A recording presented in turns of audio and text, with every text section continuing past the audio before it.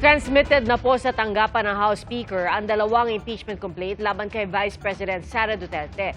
Pinaghahandaan na rin ni Senate President Tito Soto sakaling umabot ang impeachment sa paglilitis sa Senado. Saksi si Darlene Cai.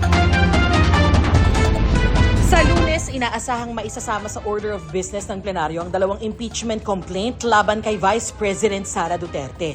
Nai-transmit na kahapon sa tanggapan ni House Speaker Bogie D ang mga verified complaint 3 araw matapos maihain ang mga reklamo sa House Secretary General. May 10 session days ang Speaker para isama ang reklamo sa order of business. May 3 session days naman para i-refer ang reklamo sa House Justice Committee. So long as wala pang nare-refer sa Justice Committee, let us remember that the process of initiation is completed by the referral of the plenary of the impeachment complaint to the Justice Committee. Ayon kay Justice Committee Member Terry Ridon, pwede ring mangyari ang fast-track mode kung saan 1/3 o 105 na mga kongresista ang mag-e-endorso ng Articles of Impeachment bago direktang ipadala sa Senado. Pero ayon kay House Justice Committee Chair Jervil Luistro, dapat maingat dyan. Lalo't idiniin sa desisyon ng Korte Suprema ang pagsisiguro na may due process para sa bise. Kasi dyan nagkaroon ng requirement ang ating Supreme Court in the first decision na dapat mabigyan ng notice ang respondent at dapat mabigyan ng pagkakataon ng respondent to file an answer to the impeachment complaint, no? That is in as far as the first decision is concerned.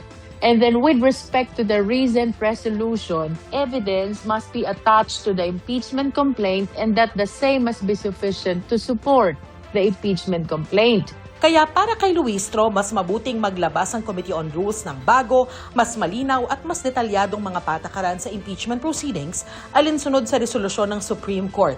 Nauna nang itinanggi ni Vice President Duterte ang mga alegasyon sa mga impeachment complaint pero tuloy ang paghahanda ng depensa sakaling ma-impeach siya. Si Senate President Tito Soto naman naghahanda na rin bagamat di pa tiyak na aabot ang impeachment proceedings sa paglilitis sa Senado. May 3 maestrado na raw na nagbigay ng legal guidance sa kanya tungkol sa pagiging presiding officer ng impeachment court. 2 taga-Court of Appeals at 1 ang mula sa Court of Tax Appeals. Siguro mga 2 weeks na. I had one yesterday. Briefing. Ako naman siyempre, basa ng basa. Tapos briefing kasi may mga bagay na hindi mo matututunan sa libro. Napag-isipan na rin ni Soto ang posibleng schedule. Ang isasuggest ko sa aming mga kasama na I'm sure papayag naman sila is pag umaga, Monday, Tuesday, Wednesday, ang Senate Legislative Work, 9 a.m. to 1 p.m. And then most probably I would suggest that we do Monday to Friday from 3 p.m. up sa impeachment court. Di pwedeng patagalin yan. Kailangan niya as soon as possible, the fastest way possible. Unfair to the public and unfair to the person being charged. Para sa GMA Integrated News, ako si Darlene Cai, ang inyong saksi. Sa unang pagkakataon, nagkomento si Pangulong Bongbong Marcos kaugnay ng dalawang impeachment complaint na inihain laban sa kanya. Ayon sa Pangulo, walang basihan ang mga reklamo at isa lamang daw political move ito. I'm glad that now the impeachment complaints against me are finished. I wasn't very worried because I saw the impeachment complaint and I knew that I would be all right in terms of the impeachment kasi wala naman, there were no real grounds for the impeachment. It was a political move. We can get on with our work, because these things are distractions from the things that we were doing. Dumistansya naman ng Pangulo nang tanungin kaugnay sa impeachment complaint laban kay Vice President Sara Duterte. Sugatan ng isang babae matapos mabaril ang kanyang paa sa Maynila. Ang sinasabing nakabaril ang kanyang kapatid na namamaril umano noon ng daga. Saksi si Jomar Apresto. Tumatakbo ang tatlong lalaking yan habang buhat-buhat ng isa sa kanila ang isang babae sa Barangay 867 sa Pandacan, Maynila mag-aalas 6:30 kagabi. Ang babae isusugod sa ospital matapos mabaril sa kanyang kaliwang paa ayon sa barangay. Inakala pa raw noong una na ligaw na bala ang tumama sa biktima pero sa pangatlong balik ng mga pulis, 2 baril umano ang narecover sa bahay mismo ng biktima. Isang airsoft at isang caliber 45. Sa kuha ng CCTV, may kitang isang pulis habang may bitbit na plastic kung saan nakalagay ang mga baril. Ayon sa barangay, tinitignan nila kung kamag-anak ng babae ang nakabaril sa kanya. Kuya ata or kamag-anak eh. Pero yung pamilyang yan, maayos naman, hindi naman din magulo. Kwento naman ng isang residente, kuya mismo ng biktima ang aksidenteng nakabaril sa kanya. Pagka-uwi na daw ng bahay, so parang pahinga, namaril daw yata ang daga. Tapos hindi sinasadya na tama niya yung kapatid. Base sa salaysay ng babae sa mga pulis, katatapos lang niyang maglaba noon at kumakain na siya ng hapunan nang bigla siyang makarinig ng putok ng baril. Bigla raw siyang natumba, doon niya na napansin na dumudugo na ang kanyang paa. Patuloy ang investigasyon ng Pandacan Police Station sa insidente. Inaalam din nila kung lisensyado ba ang baril na ginamit ng lalaki. Para sa GMA Integrated News, Jomer Apresto ang inyo. Saksi! Stranded po ang mga sasakyan at pasahero matapos kanselahin ang biyahe sa mga pantalan dahil sa bagyong Basyang. At mula sa Cebu, saksi live si Nico Sereno ng GMA Regional TV. Nico? Pia, naramdaman nga dito sa Cebu at Visayas ang bagsik ng bagyong Basyang kasabay ng dala nitong malakas na ulan at hangin.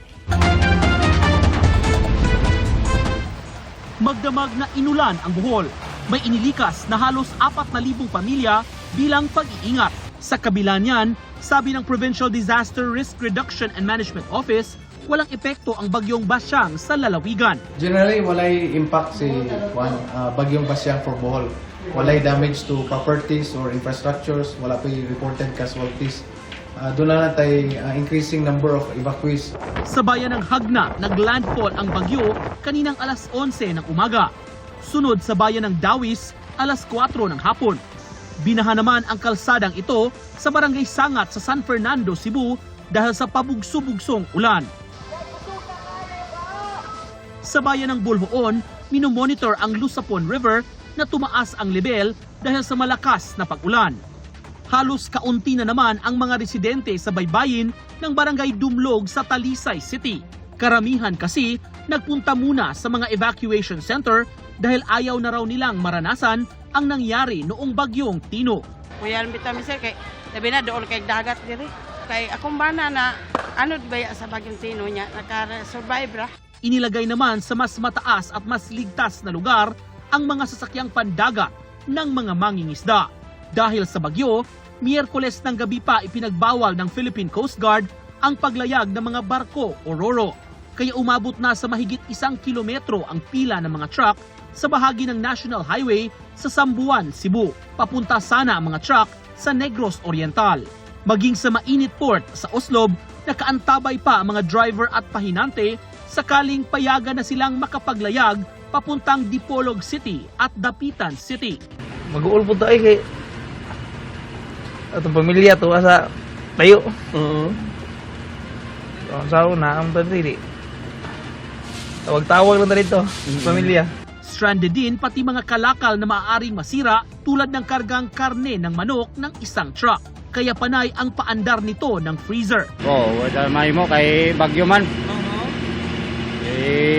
Amo ginabasta biyahero. Tubilan. Tunga pa man ang krudo. Dagan pa. Ang ilang pasahero naman na stranded sa Liloan Port sa Santander, Cebu, pansamantalang pinatuloy sa isang elementary school. Binigyan sila ng munisipyo at barangay ng pagkain. Pia, dito sa Liloan Elementary School sa bayan ng Santander, nadagdagan pa ang mga stranded passengers na may biyahe sana para sa Negros Oriental. 18 na ang sumilong dito ngayong gabi kung saan nakadeploy at nakabantay rin ang mga kawani ng barangay. Hindi pa nagre-resume ang biyahe ng mga barko sa pantalan kaya hindi pa makaalis ang mga pasahero. Mula sa Santander, Cebu, ako si Nico Sereno, ang inyong saksi. Idinetalye ni Senate President Tito Soto ang dalawang posibleng dahilan kung bakit nagkaroon ng banta sa kanyang liderato. Saksi, si Ian Cruz. Matapos umugong ang umano'y kudita sa liderato ng Senado kung saan papalitan umano ni Senadora Loren Legarda si Senate President Tito Soto. Dalawang nakikita ni Soto na dahilan kung bakit nagkaroon ng banta sa kanyang Senate presidency. Una, ang pagtanggal kay Senadora Amy Marcos bilang pinuno ng Senate Committee on Foreign Relations. Ang trigger dito is the removal of Senator Amy Marcos from the Committee on Foreign Relations. Isa yun. And then, kasi, hindi ba, nagkakaroon ng mainit na balitaktakan sa floor tungkol sa China at saka sa mga opisyalis natin na nakikipagpalitan ng guards sa China. Nauna nang sinabi ni Soto na kaya tinanggal si Marcos bilang chairperson ng komite ay dahil napagkasunduan ng mayorya na dapat pamunuan ito ng mga taga-majority rin bilang isang major committee. Isa si Marcos sa 9 na senador sa minority bloc. Sa isang pahayag, sinabi ni Senadora Marcos na walang kinalaman ang Senate Foreign Relations Committee sa anumang nangyayari sa Senado, ni hindi raw na-refer sa komite ang resolusyong ipinagtatanggol si PCG spokesman for the West Philippine Sea, Commodore J. Tariela. Kamakailan, 15 senador ang pumirma sa resolusyon para kondinahin ang mga pahayag ng ilang opisyal ng Chinese Embassy laban sa mga opisyal ng Pilipinas na bumabatiko sa mga ginagawa ng China sa West Philippine Sea. Hindi kasama sa pumirma si Senadora Marcos. Sa halip, naghain siya ng resolusyon na nananawagan sa mga government official na huwag magpadalos-dalos sa mga pahayag tungkol sa foreign affairs. Si Senador Erwin Tulfo ang bagong chairman ng Committee on Foreign Relations. Ang inialok na komite kay Marcos, ang Committee on Constitutional Amendments, kapalit ni Senador Kiko Pangilinan. Pero tinanggihan daw ito ni Marcos. Ang ikalawang dahilan na nakikita ni Soto para sa umugong na kudita ay ang lumabas na draft report ng Senate Blue Ribbon Committee na nagrekomend ng kasuhan sina Minority Senators Chis Escudero, Chingo Estrada at Joel Villanueva kaugnay sa flood control scandal. Nasindak tuloy yung iba doon na akala accurate na yun. Siguro that's the other reason. Maliwanag yun. Maliwanag yung sinabing walang problema sa akin. Ang nabanggit is bakit ganun ang kato nung report, Blue Ribbon report na hindi pa nga naman hindi pa naman final o hindi pa official. Kaya sinabi ko lang, hindi, unofficial yun. At saka wala pa yun. Itinanggi rin ni Soto na may power sharing o term sharing sa pagitan nila ni Legarda. There's no such thing na gano'n na pinag-usapan namin. Ang pinag-usapan namin was a plan, an idea. It was an idea na bakit nga hindi gawin nating First Lady Senate President si Loren. Sige, at the proper, siguro sa tamang panahon, ganun yung usapan. Sabi ko naman, no problem with me. Para sa GMA Integrated News, ako si Ian Cruz, ang inyong saksi. Mga kapuso, maging una sa saksi. Mag-subscribe sa GMA Integrated News sa YouTube para sa iba't ibang balita.